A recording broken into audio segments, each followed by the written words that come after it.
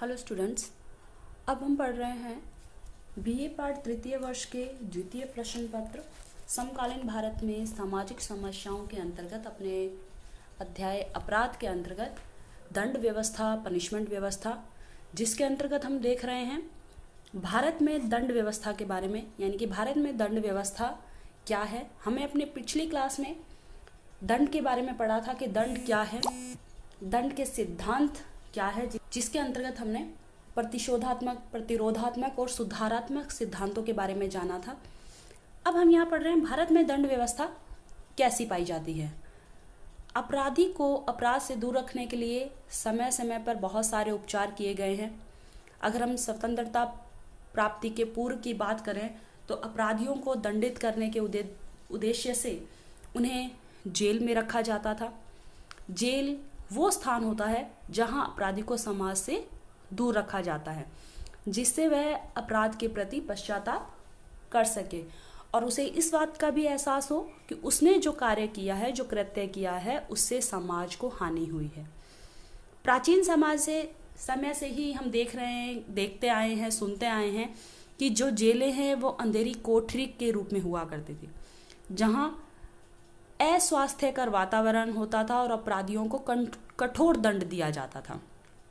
सन 1946 में जेल सुधार समिति की स्थापना की गई, जिसमें अपराधियों की मनोवैज्ञानिक और शारीरिक दृष्टि से अलग अलग वर्गीकृत किया गया। सन 1956 में काले पानी की सजा को भी समाप्त कर दिया गया। पहले हमने सुना होगा कि काले पानी की सजा दी जाती थी, लेकिन 1956 में काले पानी की सजा को समाप्त कर दिया गया।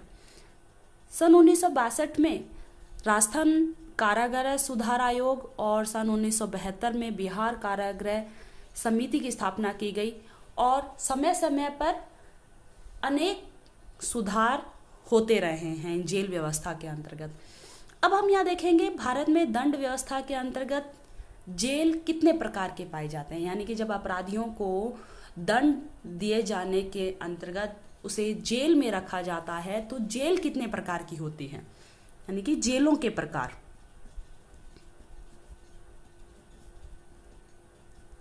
ठीक है, टाइप्स ऑफ प्रिजन।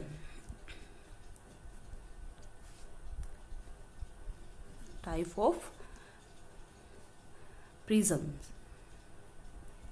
ठीक है। वर्तमान में भारत में जो है मुख्यतः 3 प्रकार की जेल या कारागृह देखने को मिलती है, जिसमें अधिकतम सुरक्षा वाली,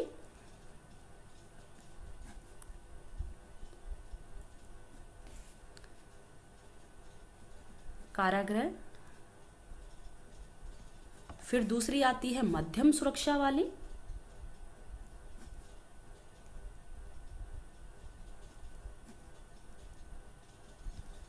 कारागृह, और तीसरी आती है निम्नतम सुरक्षा वाली या खुली जेल। निम्नतम सुरक्षा वाली कारागृह या खुली जेल इसे कहा जाता है। ठीक है,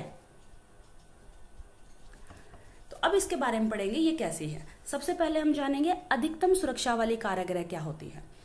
इसके अंतर्गत इसमें उन अपराधियों को रखा जाता है जिनके विरुद्ध मुकदमे चल रहे हैं, यानी कि उन अपराधियों को रखा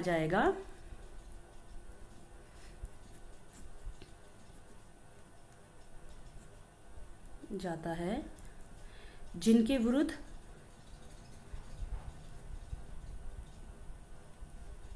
मुकदमे चल रहे हों।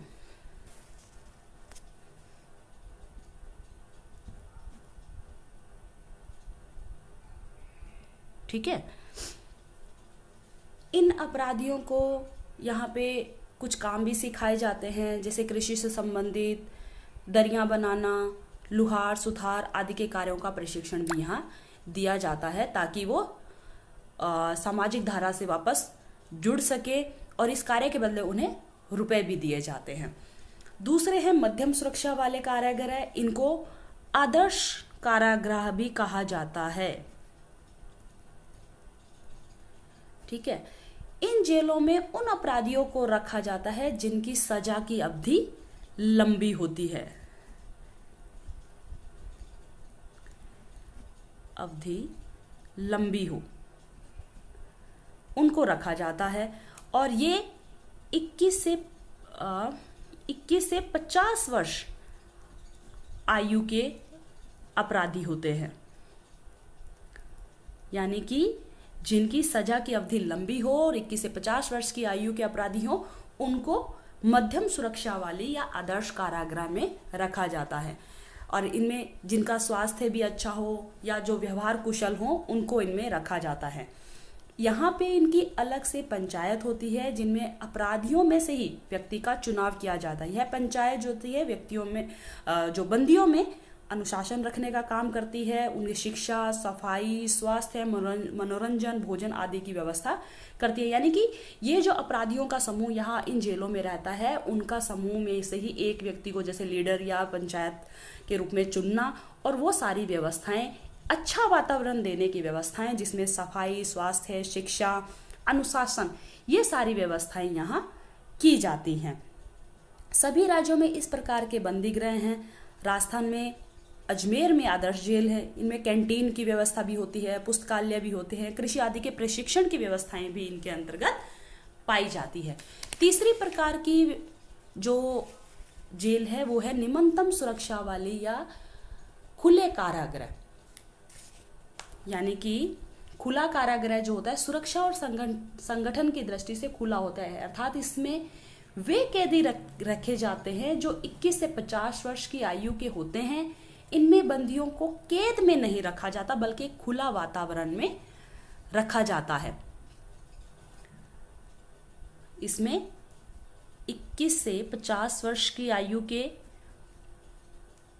ठीक है, कैदी रहते हैं, और इनको कैद में नहीं रखा जाता। कैद में नहीं रखा जाता, जैसे हम देखते हैं जेलों में बैरक होते हैं, उनमें रखा जाता है। यहाँ कैद में नहीं रखा जाता, बल्कि खुला वातावरण यहाँ पे पाया जाता है। इनकी चौकीदारी भी नहीं होती, बल्कि ये लोग अपने परिवार से मिलने को भी स्वतंत्र होते हैं। ये लोग रुपए कमाकर यहाँ पर अपनी आजीविका चलाते हैं। इन जेलों का जो उद्देश्य होता है वो होता है अपराधियों को आत्मनिर्भर बनाना और उनमें उत्तरदायित्व की भावना को विकसित करना।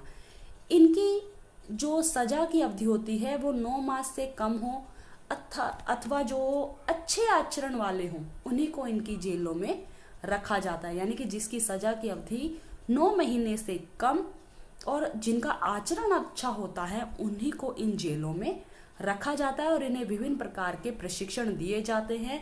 वहाँ वो प्रशिक्षण प्राप्त करके, रोजगार करके अपनी आजीविका कमा सकते हैं और एक सुधरने का उनको मौका मिलता है।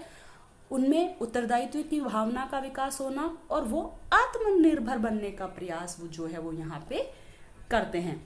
स्टूडेंट्स, ये हमने देखा विभिन्न प्रकार की जेलें जिसके अंतर्गत किस प्रकार के अपराधियों को रखा जाता है और उनमें क्या क्या व्यवस्थाएं पाई जाती हैं। आज की क्लास में हम यहीं तक पढ़ेंगे। हम अपनी अगली क्लास में सुधारात्मक प्रवृत्तियों के अंतर्गत और क्या क्या प्रयोग किए गए हैं, जिसके अंतर्गत परिवीक्षा और पैरोल क्या है, उसके बारे में जानेंगे।